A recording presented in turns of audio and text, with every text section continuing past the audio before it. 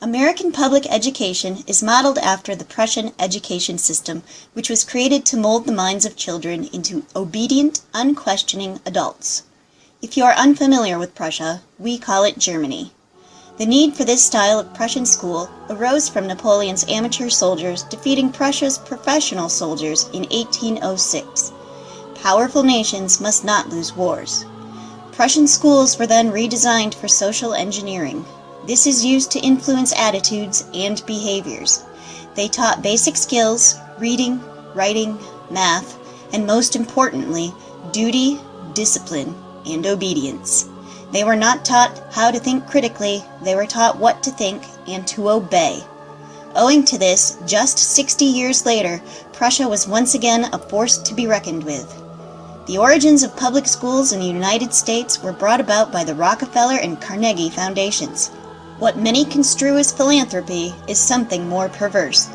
The Industrial Revolution created massive industries, and they needed workers. The best kinds of workers were ones that did what they were told and asked few questions. Perfectly efficient for the industry, perfectly dehumanizing for the worker. At that time, most Americans attended private schools, or, once learning to read and write, effectively taught themselves.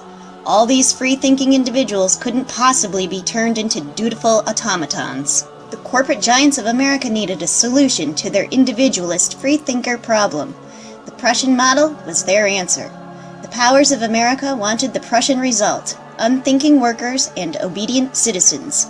Thus began the implementation of compulsory public schools in America. It didn't happen all at once. Some states were more reluctant than others, and the overwhelming majority of public opinion was against it. With great wealth, however, comes great influence, and the tycoons of our nation got their wish. As Woodrow Wilson stated in 1909, we want one class of persons to have a liberal education, and we want another class of persons, a very much larger class of necessity in every society, to forego the privilege of a liberal education and fit themselves to perform specific, difficult, manual tasks. I wish I were making this up. Unfortunately, I am not imaginative enough to spin a tale of this magnitude. After all, I attended public school.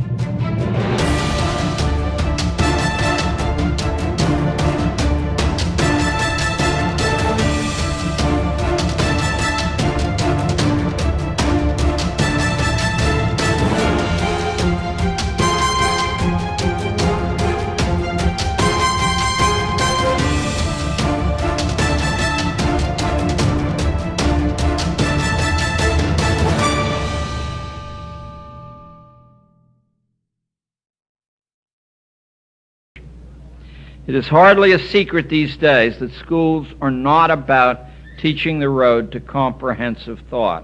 Only a few catering to the prosperous or even about fractional thinking, the kind specialists do. That explains an educational reality where schools are the workplaces for science teachers who have never conducted a single original scientific experiment in their lives, nor have any interest in doing so, of math teachers with only the shakiest grasp of the practical uses of number, of social studies teachers with no knowledge whatsoever of economics or political science or history or anything save a smattering of light-duty psychological advice, and finally of English teachers who read very little themselves, write not at all, have no ability or interest in rhetoric, and could not prosecute an argument successfully if their lives depended upon it. In every school there are teachers, of course, who contradict this model, but I've just described the norm in government schooling, whether good government schooling or bad. The teacher certification monopoly has nothing whatsoever to do with the mastery of an intellectual discipline. Indeed, every year, many competent people are denied admission to the business or forced out of it because they know too much.